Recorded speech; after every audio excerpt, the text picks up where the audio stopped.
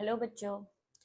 तो packaging of DNA helix करें, क्योंकि अभी तक हमने पढ़ा है डीएनए के स्ट्रक्चर के बारे में। वाटसन और क्रिक ने जो मॉडल दिया था डबल हेलिक्स स्ट्रक्चर, उसके बारे में पढ़ा है। लेकिन अब तक सिर्फ हम डीएनए के स्ट्रक्चर ही पढ़ पाए हैं। अब हम पढ़ेंगे उसकी पैकिंग कैसे होती है।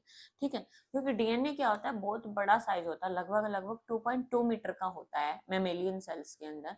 और न्यूक्लियस का तो साइज बहुत छोटा होता है, तो उसके अंदर इतना बड़ा डीएनए कैसे पैक होता है।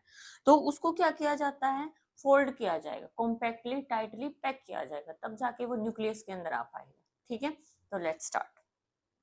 ये देखो, पैकेजिंग ऑफ डीएनए हेलिक्स। देखो, जो डीएनए होता है वो क्या होता है, डीएनए जो होता है उसकी जो डिस्टेंस होती है, दो कंजुगेटिव स्ट्रैंड्स के बारे में के बीच की डिस्टेंस कितनी होती है, 0.34 नैनोमीटर होती है, आपको पता ही है। ठीक है, और जो डबल हेलिक्स स्ट्रक्चर है एक मैमेलियन सेल्स के अंदर, उसकी जो डिस्टेंस होती है, टोटल डिस्टेंस होती है 6.6 इंटू 10⁻⁹ बेस पे। ठीक है, अब अगर हम इसकी लेंथ निकालें डीएनए की, तो हम कैसे निकाल सकते हैं, जो टोटल डिस्टेंस है एक डीएनए की इनटू इतने हमारे पास साइज है, ये बेस पेयर्स का साइज पता है हमें। हम क्या करेंगे, दो बेस पेयर्स के बीच का जो डिस्टेंस होती है कितनी होती है, 0.34 नैनोमीटर होती है। हम क्या करेंगे, इसको उससे मल्टीप्लाई कर देंगे। ठीक है, मल्टीप्लाई कर लेंगे। अब ये जो होती है ये नैनोमीटर में होती है, हम इसको क्या करेंगे, मीटर में चेंज करेंगे। तो क्या होगा, 0.34 इंटू 10⁻⁹ एम। ठीक है, अगर हम ये डिस्टेंस निकालते हैं तो लगभग 2.2 मीटर एक डीएनए की लेंथ पता लगती है हमें कि होती है। ठीक है, अब इतनी बड़ी लेंथ जो है, इतने छोटे से डीएनए में जो डीएनए का साइज है वो कितना है, लगभग 10⁻⁻⁶ मीटर है। इतने छोटे से डीएनए में कैसे आ पाएगा 2.2 मीटर का डीएनए। ठीक है, तो उसके लिए हमें क्या करना पड़ेगा, उसको टाइटली पैक करना पड़ेगा। ठीक है, ओके। तो इसको ये लेंथ निकालनी तुम्हें आती है, क्योंकि तुम्हें दो बेस पेयर्स के बीच का डिस्टेंस पता है। अगर कितने भी बड़ा बेस पेयर का स्ट्रेंथ तुम्हें दे दिया जाए, तुम आसानी से उसकी क्या निकाल सकते हो, टोटल लेंथ निकाल सकते हो। ठीक है, अब मैमेलियन सेल का डीएनए कितना मिलता है, 2.2 मीटर का मिलता है, 2.2 मीटर का मिलता है हमें। ठीक है, और हमारा न्यूक्लियस कितना है, 10⁻⁻⁶ मीटर का।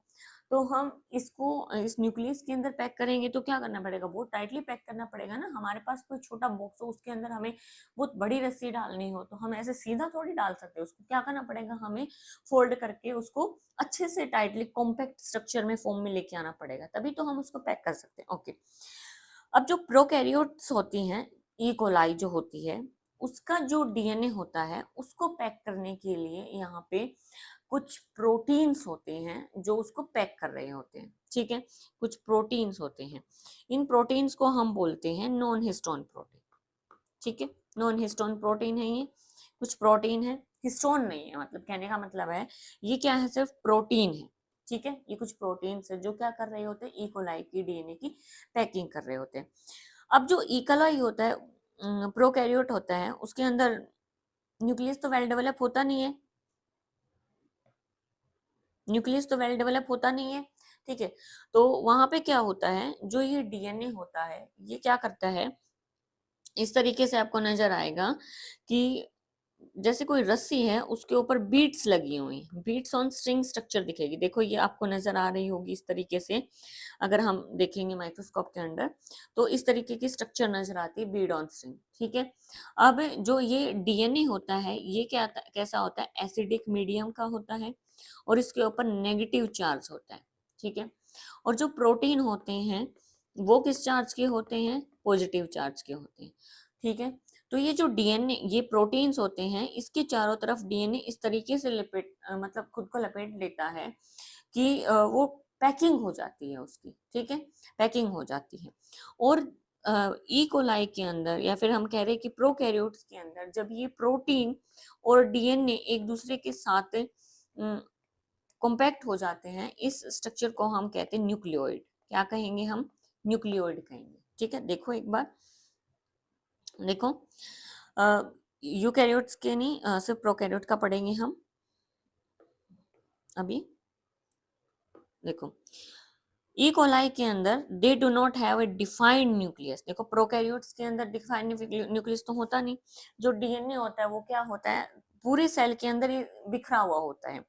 तो डीएनए के अंदर नेगेटिव चार्ज होता है, ये क्या करता है, कुछ प्रोटीन्स के साथ चिपक जाता है और इस स्ट्रक्चर को इन रीजन, इस रीजन में इस स्ट्रक्चर को क्या कह रहे हैं हम, इस रीजन को न्यूक्लियोइड कह रहे हैं। ये जो रीजन है जहाँ पे ये डीएनए प्रोटीन चिपके हुए हैं, ठीक है।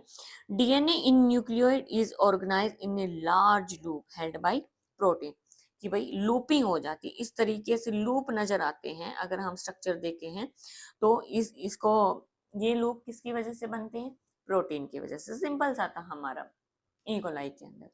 नेक्स्ट आता है हमारा यूकैरियोट्स के अंदर। यूकैरियोट्स जो होते हैं वो क्या होते हैं, थोड़ा सा कॉम्प्लेक्स स्ट्रक्चर है प्रोकैरियोट से, ठीक है, क्योंकि वेल डिफाइंड न्यूक्लियस भी होता है। अब यहाँ पे भी क्या होता है, प्रोटीन होते हैं जो कि पॉजिटिवली चार्ज होते हैं। यहाँ पे इन प्रोटीन को बोलते हैं हिस्टोन प्रोटीन, ठीक है, क्या बोलते हैं, हिस्टोन प्रोटीन। कैसे ये पेयर कर रहे होते हैं, देखो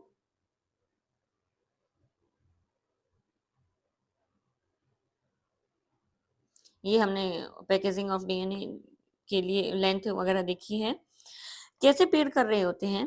सपोज करो यहाँ पे क्या है, प्रोटीन का एक ऑक्टामर बन जाता है, ठीक है, 4-5 तरीके के हिस्टोन प्रोटीन होते हैं, H2A, H2B, H3, H4 और एक H1 भी होता है, लिंकर प्रोटीन होता है बेसिकली, ठीक है। ये एक ऑक्टामर बन जाते हैं, इस तरीके की ये स्ट्रक्चर बन गई है, ठीक है। ये हिस्टोन प्रोटीन का एक ऑक्टामर है। ऑक्टामर क्या होता है, 8 जहाँ पे स्ट्रक्चर होती है, हर प्रोटीन की 2-2 यूनिट्स यहाँ पे होती हैं। अब डीएनए, अब ये तो कैसे चार्ज का होता है, प्रोटीन्स जो कैसे होते हैं, पॉजिटिव चार्ज के होते हैं। अब डीएनए आता है, डीएनए क्या करता है, इसके चारों तरफ लिपट जाता है, ठीक है, क्या करता है डीएनए, इसके चारों तरफ इस तरीके से कोइलिंग करके लिपट जाता है, ठीक है। ये क्या, क्योंकि डीएनए के ऊपर कैसा चार्ज है, नेगेटिवली चार्ज है, डीएनए के ऊपर कैसा चार्ज है, नेगेटिवली चार्ज है। अब जब ये पहली बार इसके साथ कोइलिंग कर रहा है, प्रोटीन के साथ पहली बार हिस्टोन प्रोटीन्स के ऑक्टामर के साथ कोइलिंग कर रहा है, इस स्ट्रक्चर को हम कहते हैं न्यूक्लियोसोम, ठीक है, हम क्या कह रहे हैं, न्यूक्लियोसोम कह रहे हैं। और लगभग लगभग 200 बेस पेयर इस न्यूक्लियोसोम के अंदर आते हैं, मतलब इतना बड़ा डीएनए पेयर इसके साथ लिपट जाता है कि 200 बेस पेयर इसके अंदर लिपट पा रहे हैं, 200 बेस पेयर का एक डीएनए इसके साथ लिपट जाता है इस तरीके से, ठीक है, ओके। अब अगर हम फर्दर इसकी कोइलिंग करेंगे तो ये न्यूक्लियोसोम किस में कन्वर्ट हो जाता है, इसको हम फिर बोलेंगे क्रोमेटिन, क्या बोलेंगे, क्रोमेटिन। और फिर इसकी आखिर में फिर से अगर हम कोइलिंग करते हैं तो वो किस में कन्वर्ट हो जाता है, क्रोमोसोम में। क्रोमोसोम क्या होती है, हाईली कॉम्पैक्ट स्ट्रक्चर होती है, ठीक है, हाईली कॉम्पैक्ट स्ट्रक्चर होती है। अब यहाँ पे जैसे बहुत सारे न्यूक्लियोसोम स्ट्रक्चर्स जुड़ी हुई होती हैं, जैसे एक यहाँ पे हिस्टोन प्रोटीन है, यहाँ पे भी एक ऑक्टामर होता है, यहाँ पे भी एक ऑक्टामर होता है। अब ये जो डीएनए है इसके साथ जुड़ी हुई है, ऐसे इसके साथ भी जुड़ी होगी, फिर इसके साथ जुड़ी होगी, इसके साथ जुड़ी होगी, ऐसे जैसे रस्सी के ऊपर बीड्स लगा रखी हो किसी ने, इस तरीके से ये चिपके होते हैं प्रोटीन के साथ और कोइलिंग कर रखी होती है। तो अभी इनको बीच में से भी तो लिंक करना पड़ेगा, इस न्यूक्लियोसोम को इस न्यूक्लियोसोम से, क्योंकि स्ट्रक्चर को क्या कह रहे हैं, जहाँ पे हिस्टोन ऑक्टामर के साथ डीएनए रैपअप हो चुका है, इस स्ट्रक्चर को हम न्यूक्लियोसोम कह रहे हैं। इस न्यूक्लियोसोम को इस न्यूक्लियोसोम से जोड़ने के लिए बीच में भी तो कुछ लिंक करने के लिए होना चाहिए जो जोड़े। तो यहाँ पे हमारा H1 जो कि क्या है, लिंकर प्रोटीन की तरह काम करता है, जो क्या करता है, इन ऑक्टामर्स को एक दूसरे से ज्वाइन करवा रहा है। क्लियर है यहाँ तक, ओके। तो ये किस में हो रही है, यूकैरियोट्स में हो रही है, ये इस तरीके की पैकिंग किसके अंदर हो रही है, यूकैरियोट्स में। कैन यू सी यहाँ पे, ये देखिए डीएनए किस तरीके से लिपटा हुआ है, ये जो नीचे बॉल जैसे स्ट्रक्चर है ये हमारा हिस्टोन ऑक्टामर है, ये हिस्टोन ऑक्टामर है, ये देखो हिस्टोन ऑक्टामर है। यहाँ पे हमारे कौन कौन से, H2A, H2B, H3, H4, ये 4 तरीके के हिस्टोन प्रोटीन यहाँ पे प्रेजेंट है, 4 तरीके के हिस्टोन प्रोटीन यहाँ पे प्रेजेंट है। इस तरीके से ये लिंक हो रखा है, चिपका हुआ है। अब देखो यूकैरियोट्स में क्या होता है, ऑर्गेनाइजेशन कॉम्प्लेक्स होती है, तो यहाँ पे पॉजिटिवली चार्ज जो प्रोटीन होते हैं, हिस्टोन प्रोटीन उनको बोलते हैं। प्रोटीन क्या करते हैं, चार्ज होते हैं उनके अंदर, क्योंकि उनके अंदर क्या है, अमीनो एसिड्स प्रेजेंट है, उसके हिसाब से उनके ऊपर मैक्सिमम चार्ज क्या है, पॉजिटिव चार्ज है। ठीक है, हिस्टोन जो होता है रिच होता है बेसिक अमीनो एसिड्स में, इसी वजह से इन ऑक्टामर्स का नेचर भी कैसा होता है, बेसिक होता है। ठीक है, और ज्यादातर रेजिड्यू लाइसिन और आर्जिनिन होते हैं इसके अंदर अमीनो एसिड। अमीनो एसिड क्या करते हैं, इन दोनों अमीनो एसिड के ऊपर पॉजिटिवली चार्ज होता है, और यहाँ पे क्या होता है, हिस्टोन जो होते हैं 8 यूनिट के मॉलिक्यूल्स में ऑक्टामर बना लेते हैं, और नेगेटिवली चार्ज डीएनए इसके चारों तरफ रैप अप हो जाता है, और ये स्ट्रक्चर क्या कहलाती है, न्यूक्लियोसोम कहलाती है। ठीक है, एक न्यूक्लियोसोम में कितने बेस पेयर है, 200 बेस पेयर है। न्यूक्लियोसोम की जो रिपीटिंग यूनिट्स हैं फिर से फर्दर न्यूक्लियस के अंदर ऐसे ही कंबाइन हो रही हैं, ऐसे ही रैप अप हो रही है, तो उनको हम क्या कहते हैं फिर बाद में, क्रोमेटिन कह रहे हैं। फिर thread like strand body seen in nucleus, chromatin क्या होती है, थ्रेड जैसी स्ट्रक्चर्स होती हैं, और कैसी स्ट्रक्चर शो कर रही होती है, ये बीड ऑन स्ट्रिंग जैसी स्ट्रक्चर शो कर रही है, कि एक बीड है, इसके ऊपर एक स्ट्रिंग है, इसके ऊपर जगह जगह हमने बीड चिपकाई हुई है। ठीक है, इस तरीके की स्ट्रक्चर शो कर रही होती है, न्यूक्लियोसोम बीड ऑन स्ट्रिंग है। ठीक है, अब जो बीड ऑन स्ट्रिंग है वो पैकेज की फॉर्म में chromatin fiber that are further coiled, फिर से कोल्ड किया जाएगा, और मेटाफेज स्टेज तक बहुत ज्यादा कंडेंस हो जाती है, बहुत ज्यादा टाइटली हो जाती हैं। और क्या होता है, ये जब कंडेंस हो जाती हैं कलेक्टिवली, इनको हम क्या कह सकते हैं फिर, एक क्रोमोसोम कह देते हैं। क्या कह देते हैं, एक क्रोमोसोम कहते हैं। ठीक है,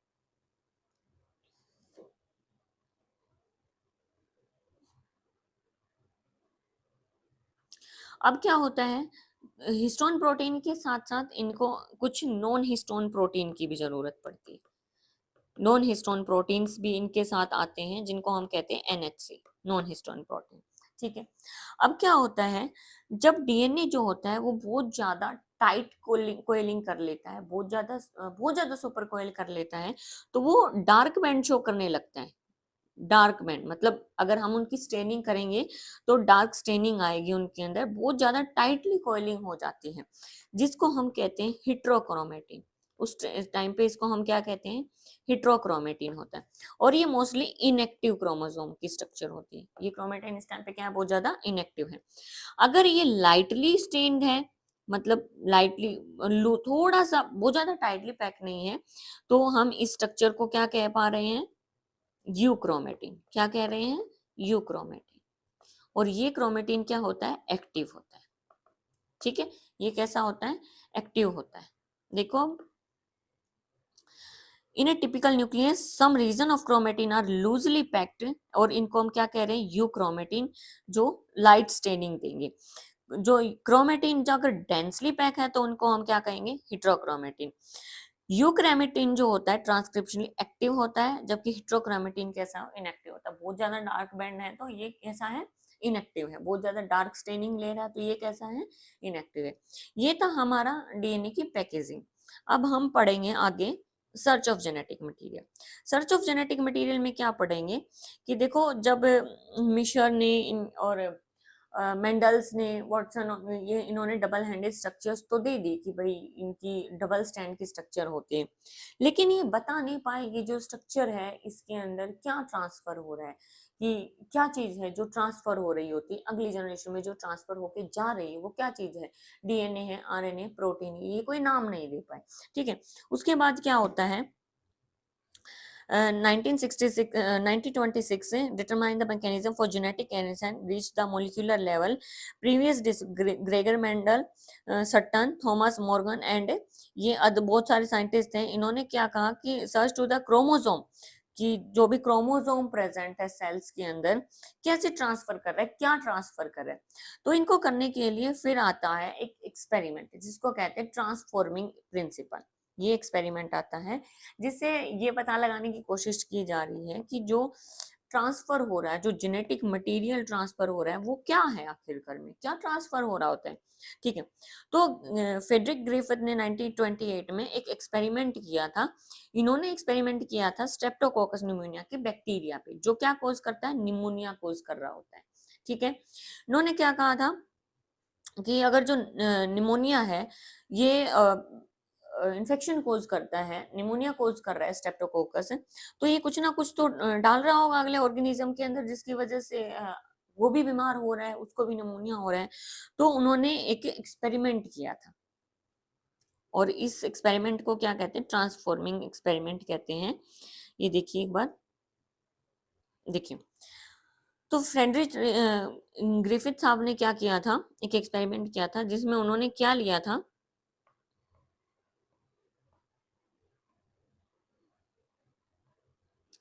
इन्होंने क्या किया था इसके अंदर, स्ट्रेप्टोकोकस निमोनिया जो कोज करने वाला बैक्टीरिया है वो लिया, और उसने क्या किया, देखा कि बैक्टीरिया की ना दो स्ट्रेन होती है, इस बैक्टीरिया की दो स्ट्रेन है बैक्टीरिया की। एक होती है एस स्ट्रेन और एक होती है आर स्ट्रेन। एस स्ट्रेन होती है ना, इसको स्मूथ स्ट्रेन कहते हैं, क्योंकि इस बैक्टीरिया जो होता है इसके चारों तरफ क्या होती है, एक पॉलीसेक्राइड म्यूकस की कवरिंग होती है, ठीक है। जैसे ही ये किसी ऑर्गेनिजम्स की बॉडी के अंदर जा रहा होता है, तो इस म्यूकस की वजह से ऑर्गेनिज्म पहचान नहीं पाता, उसकी इम्यूनिटी जो होती है वो पहचान नहीं पाती कि ये बाहर का है कि अंदर का ही है, ठीक है। तो वो पहचान नहीं पाता, और ये क्या करता है, फिर इन्फेक्शन कोज कर देता है, इन्फेक्शन कोज कर देता है, ठीक है। दूसरी स्ट्रेन होती है रफ कॉलोनी। रफ कॉलोनी में क्या होता है, म्यूकस प्रेजेंट नहीं होती इनके बाहर, जिसकी वजह से जब ये किसी ऑर्गेनिज्म में एंटर कर रहा होता है, तो उस ऑर्गेनिज्म की जो इम्यूनिटी होती है वो इसको पहचान लेती है कि ये तो कोई पैथोजेनिक है, और ये क्या करती है, उसकी इम्यूनिटी फिर उसको किल कर देती है, किल कर देती है, ठीक है। दो तरीके की कॉलोनी हमने बताई कि कितनी कौन सी कॉलोनी होती है, एक तो स्मूथ कॉलोनी होती है और एक रफ कॉलोनी होती है, ठीक है। एक स्मूथ कॉलोनी है, एक रफ कॉलोनी। स्मूथ कॉलोनी के ऊपर पॉलीसेकेराइड की लेयर बनी होती है, ये वायरस मतलब इन्फेक्शन कोज कर लेता है, तो ये वायरलेंट टाइप का होता है, पैथोजेनिक टाइप का होता है। दूसरी कॉलोनी होती है रफ कॉलोनी, जिसके ऊपर म्यूकस प्रेजेंट नहीं होती, ये कैसा होता है, नॉन पैथोजेनिक टाइप का होता है, ओके। तो इन्होंने एक्सपेरिमेंट किया था माइस के ऊपर। माइस के ऊपर इन्होंने क्या किया, सबसे पहले जो रफ स्ट्रेन थी जो बैक्टीरिया की कॉलोनी, उनको माइस को इन्फेक्शन किया, माइस को इन्होंने इंजेक्ट किया। तो माइस की जो इम्यूनिटी है उन्होंने इसको पहचान लिया, माइस की इम्यूनिटी ने क्या किया, इस आर स्ट्रेन को पहचान लिया, और आर स्ट्रेन को पहचानने के बाद इसकी इम्यूनिटी ने उस आर स्ट्रेन को किल कर दिया, ठीक है। आर स्ट्रेन को किल कर दिया, इन्फेक्शन नहीं हुआ, माइस वो जिंदा रहा, इन्फेक्शन नहीं हुआ, क्योंकि ये पैथोजेनिक टाइप का नहीं था, क्योंकि इसके बाहर कोई पॉलीसेकेराइड की तो चैन है नहीं कि पहचान ना पाए, ठीक है। अगली बार उन्होंने एस स्ट्रेन ली। एस स्ट्रेन के पास म्यूकस की लेयर प्रेजेंट होती है, जिसकी वजह से किसकी इम्यूनिटी जो होती है माइस की, वो पहचान नहीं पाई इसको, और माइस को इन्फेक्शन हुआ और माइस का हो गया, मर गया, ठीक है, निमोनिया से मर गया। फिर दूसरी बार इन्होंने क्या किया, इसी एस स्ट्रेन को हीट किल कर दिया। हीट किल करने की वजह से जब इन्होंने माइस को इन्फेक्ट किया, तो माइस जो है जिंदा रह गया, जबकि एस स्ट्रेन से तो माइस मर रहा था, लेकिन अब की बार माइस क्या रहा, जिंदा रहा, माइस क्या रहा अब की बार, जिंदा रहा। अब अगली बार उन्होंने क्या किया कि हीट किल्ड एस को, जो कि इन्फेक्शन कोज नहीं कर रहा था, माइस जिंदा रहा था, आर स्ट्रेन जो रफ स्ट्रेन थी उसके साथ मिक्स करके लगा दिया, ठीक है, उन दोनों को एक साथ मतलब लगा दिया। तो इसमें क्या हुआ, माइस फिर से मर गया। तो इन्होंने क्या सोचा कि भाई कोई तो ऐसी चीज थी जो क्या कर रही थी, जब हीट किल एस ट्रेन मर जाने के बावजूद अगर आर जा रहा है, तो कुछ ना कुछ ऐसा गया था जो इस एस से निकल के कहाँ चला गया था, आर के पास चला गया था, और इस आर ने फिर इन्फेक्शन कोज कर दिया था, ठीक है। ये जो आर पहले नॉन पैथोजेनिक था, अब ये आर भी पैथोजेनिक हो गया, तो ऐसा कुछ ना कुछ तो ट्रांसफर हुआ होगा एस से आर के पास। तो ये बता नहीं पाए थे कि वो ट्रांसफर क्या हुआ था, तो इन्होंने क्या कहा कि ये कोई ट्रांसफॉर्मिंग प्रिंसिपल है जो ट्रांसफर हो रहा है, इन्होंने इसका नाम ट्रांसफॉर्मिंग प्रिंसिपल रख दिया, कि कोई ट्रांसफॉर्मिंग प्रिंसिपल है जो कि ट्रांसफर हो रहा होता है, ठीक है। क्या क्या किया था, एक पहले इन्होंने आर स्ट्रेन ली थी, एक इन्होंने स्मूथ स्ट्रेन ली थी। आर स्ट्रेन जब लगा था जो कि नॉन पैथोजेनिक था, माइस क्या रहा था, जिंदा रहा था, क्योंकि माइस की इम्यूनिटी ने उस स्ट्रेन को, उस निमोनिया के बैक्टीरिया को पहचान लिया था। अगली बार एस स्ट्रेन आया, ये इम्यूनिटी माइस की पहचान नहीं पाई और माइस क्या हो गया, मर गया। अगली बार उन्होंने क्या किया, इस एस ट्रेन को हीट किल कर दिया। हीट किल करने के बाद भी माउस जिंदा रहा। अगली बार हीट किल किए हुए एस को आर के साथ मिक्स कर दिया। आर के साथ मिक्स किया तो माइस क्या हुआ, वापस मर गया। तो ग्रिफिथ ने सोचा कि कुछ ना कुछ तो ऐसा था जो ट्रांसफॉर्म होके गया, तो ये बता नहीं पाए कि क्या ट्रांसफॉर्म होके गया। तो उन्होंने क्या कहा कि यहाँ पे क्या है इनके पास, जो ट्रांसफर हो रहा है वो क्या है, कोई ट्रांसफॉर्मिंग प्रिंसिपल है। कोई ट्रांसफॉर्मिंग प्रिंसिपल है जो एक स्ट्रेन से दूसरी स्ट्रेन में ट्रांसफर हो रहा होता है, ट्रांसफरिंग प्रिंसिपल है। ये बोल के उन्होंने छोड़ दिया। फिर उसके कुछ टाइम बाद हार्शी एंड चेज का एक्सपेरिमेंट आया। ठीक है, उन्होंने कहा कि चलो भाई अब हम बीड़ा उठाते हैं, हम पता लगाते हैं कि क्या चीज है जो ट्रांसफॉर्म हो रही है। ये तो पता लग गया कि कुछ तो ट्रांसफॉर्म हो रहा है। ठीक है, अब उन्होंने सोचा कि हो सकता है आरएनए हो रहा है, हो सकता है डीएनए हो रहा है। ठीक है, उन्होंने ऐसा सोचा। एक बार ग्रिफिथ एक्सपेरिमेंट कर लेते हैं।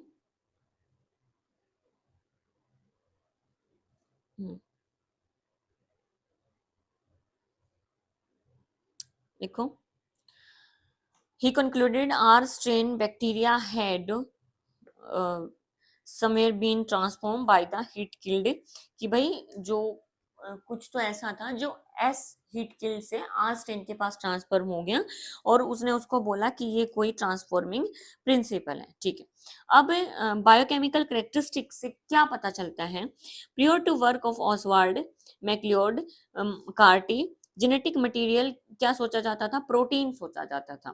ठीक है, इन्होंने फिर इसका बायोकेमिकल नेचर पता लगाने की सोची, क्योंकि ट्रांसफॉर्मिंग प्रिंसिपल बोल के चला गया था ग्रिफिथ, तो ग्रिफिथ को पता नहीं लगा क्या है।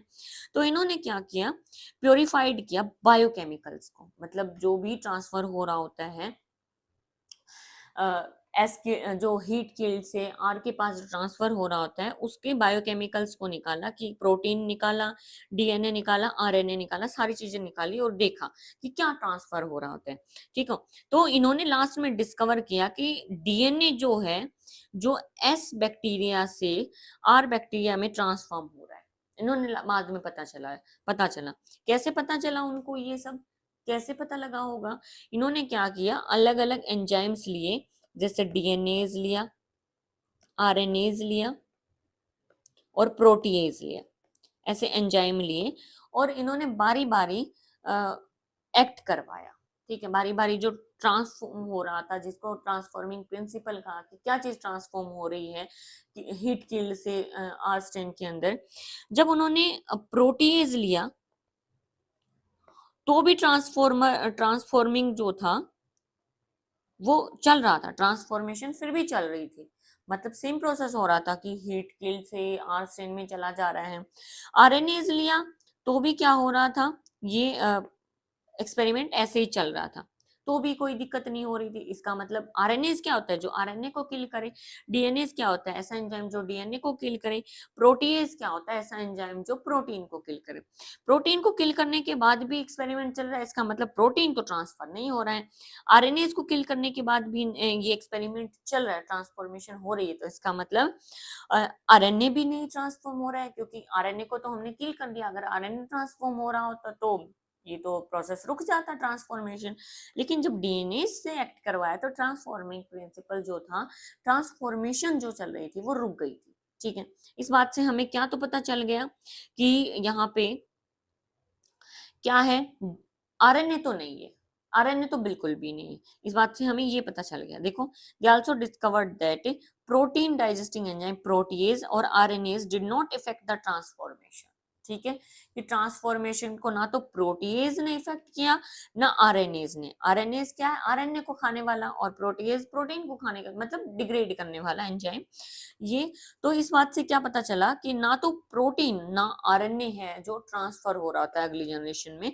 डाइजेशन जब डीएनए के साथ किया तो ट्रांसफॉर्मेशन जो था इनहिबिट हो गया, प्रोसेस रुक गया। तो क्या पता चला कि कुछ ना कुछ तो डीएनए जैसा ही है, तभी तो ये डीएनए के एक्ट करते ही रुक गया, क्योंकि डीएनए ही तो इफेक्ट हुआ है। डीएनए के इफेक्ट होते ही प्रिंसिपल कैसे रुक सकता है, प्रोसेस कैसे रुक सकते हैं। तो डीएनए क्या है, ट्रांसफॉर्मेशन कोज कर रहा है, और डीएनए ही हेरिडिटी मटेरियल है। लेकिन सारे के सारे साइंटिस्ट इस बात से कन्विंस नहीं है कि भाई ये कैसा प्रूफ हुआ, ये तो बाय चांस भी हो सकता है। कोई अनइक्विवोकल प्रूफ लेके आओ हमारे पास, तो एक सबूत लेके आओ कि डीएनए जेनेटिक मटेरियल। तो हर्षे एंड चेज ने क्या किया, फिर एक्सपेरिमेंट किया। इन्होंने क्या किया, बैक्टीरियोफाज को जो बैक्टीरियोफाज होता है, क्या होता है बैक्टीरियोफाज, जो वायरस, बैक्टीरियोफाज क्या होता है, वायरस, ठीक है। अब रेस से आरएनए तो बिल्कुल ही निकल चुका था, लेकिन डीएनए और प्रोटीन के बीच में था कि भाई हो सकता है इन दोनों का कुछ हो। तो बैक्टीरियोफाज क्या होता है, वायरस होता है जो किसके ऊपर फीड कर रहा होता है, बैक्टीरिया के ऊपर फीड कर रहा होता है, ठीक है। अब इन्होंने क्या किया, बैक्टीरिया फाज को इन्फेक्ट करवाया, किसके ऊपर इन्फेक्ट करवाया, बैक्टीरिया के ऊपर इन्फेक्ट करवाया, ठीक है। दो अलग अलग एक्सपेरिमेंट में करवाया इन्होंने। फिर उन्होंने क्या किया, इन्होंने कहा कि भाई ट्रांसफॉर्म हो जाएगा, हमें कैसे पता चलेगा कि क्या चीज ट्रांसफॉर्म हुई है। तो इन्होंने क्या किया, इनके एक सेकेंड, इन्होंने इनको रेडियो लेबल कर दिया। ये देखिए, ये हमारा ये हमारा बैक्टीरियोफाज है जो कि वायरस होता है, ठीक है। ये किसके ऊपर इन्फेक्ट कर रहा है, इस बैक्टीरिया के ऊपर इन्फेक्ट कर रहा है, बैक्टीरिया को ऊपर इन्फेक्ट कर रहा है। तो इन्होंने क्या किया, इसको रेडियो लेबल कर दिया। अब रेडियो लेबल किसको किया होगा, रेडियो लेबल क्या यूज किया होगा इन्होंने, एक तो रेडियो लेबल फॉस्फोरस यूज किया, एक रेडियो लेबल सल्फर यूज किया। अब सल्फर कहाँ पे रेडियो लेबल किया हो गया, कहाँ पे लेबलिंग की होगी सल्फर की, सल्फर कहाँ पे होता है, प्रोटीन में। और फॉस्फेट कहाँ होता है, शुगर फॉस्फेट की बैकबोन किस में होती है, डीएनए में होती है, ठीक है। तो डीएनए के अंदर इन्होंने क्या किया, फॉस्फेट को रेडियोएबल कर दिया, और प्रोटीन के अंदर इन्होंने सल्फर को रेडियोएबल कर दिया, ठीक है। फिर उन्होंने एक्सपेरिमेंट किया।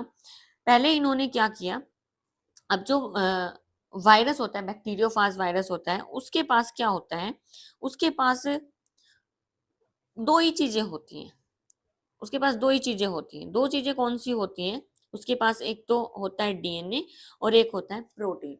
ऐसी स्ट्रक्चर होती है उसकी, इस तरीके की स्ट्रक्चर होती है।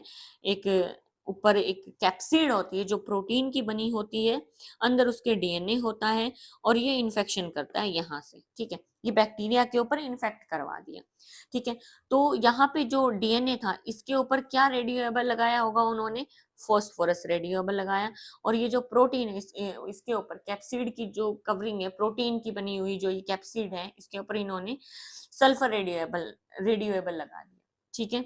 अब क्या हुआ, जब इसने बैक्टीरिया को इन्फेक्शन किया, तो क्या होता है कि जो वायरस है वो इसके ऊपर इन्फेक्शन करेगा, तो अपना मटेरियल छोड़ेगा, जो ट्रांसफॉर्म कर रहा होता है वही तो ये छोड़ेगा, ठीक है। जैसे ही इसके अंदर जो हमें रेडियोएबल की शो नजर आएगी, अगर फॉस्फेरस नजर आया तो हम समझ जाएंगे कि डीएनए ट्रांसफॉर्म हुआ है। और अगर सल्फर रेडियोएबल इसके अंदर चमकता हुआ नजर आया हमें, तो हम समझ जाएंगे कि क्या ट्रांसफॉर्म हुआ है, हमारा प्रोटीन ट्रांसफॉर्म हुआ है। तो इसके लिए इन्होंने एक्सपेरिमेंट किया है। देखिए इन्होंने क्या किया कि ये इसके ऊपर रेडियोएबल, प्रोटीन कोट रेडियोएबल है, प्रोटीन कोट कौन सी है, ये बाहर वाली कैप्सिड है। बैक्टीरिया के ऊपर इन्फेक्शन करवाया, एजिटेट करवाया, एजिटेट का मतलब है कि उनको सेंट्रीफ्यूज करवाया, हिलाया। हिलाने की वजह से ये बैक्टीरिया, इसने अपना माल मसाला अंदर छोड़ दिया, वायरस बैक्टीरिया फॉज ने बैक्टीरिया के अंदर अपना मसाला अंदर छोड़ दिया, जो भी ये छोड़ता है, और खुद ये अलग हो गया, ठीक है। अब अलग हो गया, इसके बाद हम चेक करेंगे कि सुपरनेनेंट में क्या आ रहा है और पैलेट में क्या आ रहा है। ओके, अब सुपरनेनेंट क्या होता है और पैलेट क्या होता है, ये देखो, ये देखो। कोई भी चीज अगर हम लेते हैं तो जो हैवी चीज होगी वो क्या करेगी, नीचे बैठ जाएगी, अगर हम सेंट्रीफ्यूग कर रहे हैं तो। और लाइट चीज क्या करेगी, ऊपर आ जाएगी, ठीक है। अब नीचे जो बैठ रही होती है वो कौन होता है, हैवी। हैवी कौन है, बैक्टीरिया, ठीक है। और लाइट कौन है, वायरस। तो बैक्टीरिया क्या करेगा, नीचे बैठ जाएगा, बैक्टीरिया क्या करेगा, नीचे बैठ जाएगा, और जो नीचे बैठ जाता है उसको कहते हैं पैलेट, ठीक है। क्या कहते हैं, पैलेट। और जो ऊपर रह जाता है उसको कहते हैं सुपरनेनेंट। क्या कहते हैं, सुपरनेनेंट, ठीक है। जब इन्होंने इसको बैक्टीरिया देखो वायरस को इन्फेक्शन करवाया, इन्फेक्शन करने के बाद इसने डीएनए अपना छोड़ दिया इसके अंदर, बैक्टीरिया के अंदर एजिटेट करवाया इनको और फिर अलग किया, तो क्या देखा कि नीचे सुपरनेनेंट में ना, सुपरनेनेंट पैलेट के अंदर जो नीचे बैठा है, पैलेट में कौन बैठा है ना, बैक्टीरिया बैठा था, बैक्टीरिया बैठा था, बैक्टीरिया के अंदर रेडियो लेवल शो हो रहा है। ठीक है, रेडियो लेवल शो हो रहा है।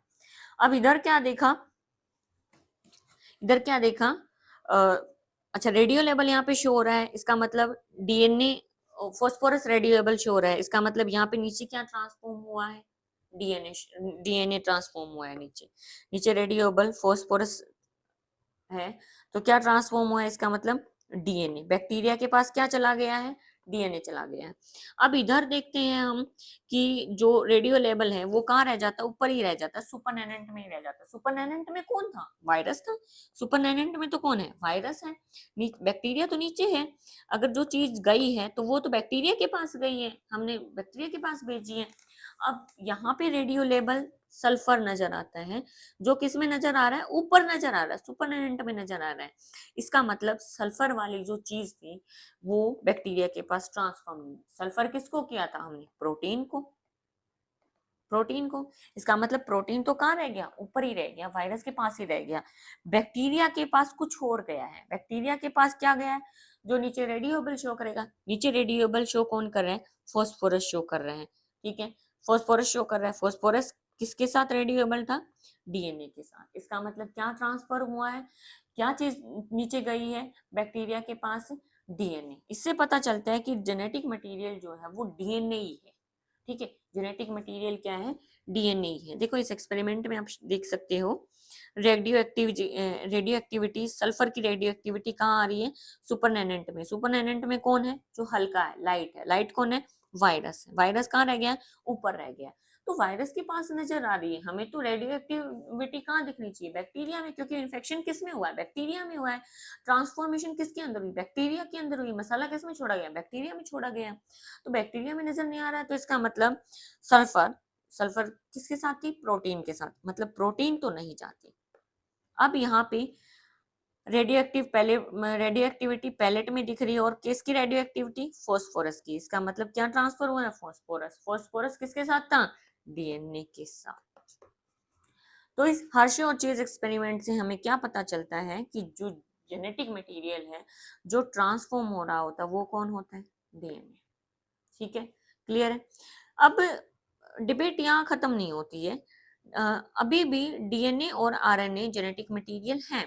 देखो आरएनए जेनेटिक मटेरियल है, लेकिन कौन ज्यादा स्टेबल है, डीएनए वर्सेस आरएनए अगर हम देखें तो कौन ज्यादा स्टेबल है। देखो वैसे कुछ प्रॉपर्टीज हैं, जो 4 प्रॉपर्टीज हैं जो जिसके बेसिस पे हम बता सकते हैं कि कौन स्टेबल है। सबसे पहली तो की है रेप्लिकेशन। रेप्लिकेशन का मतलब क्या होता है, कॉपी करना। अगर डीएनए है, डीएनए खुद से कॉपी कर रहा है, हो जाती है। आरएनए खुद की कॉपी कर पा रहा है, हो जाती है। तो डीएनए और आरएनए दोनों ही जेनेटिक मटेरियल, लेकिन प्रोटीन कभी भी खुद की कॉपी नहीं कर पा रहा। इसका मतलब प्रोटीन तो इस रेस से बाहर निकल जाता है। ठीक है, अब रेप्लिकेशन दोनों कर पा रहे हैं। नेक्स्ट आती है स्टेबिलिटी।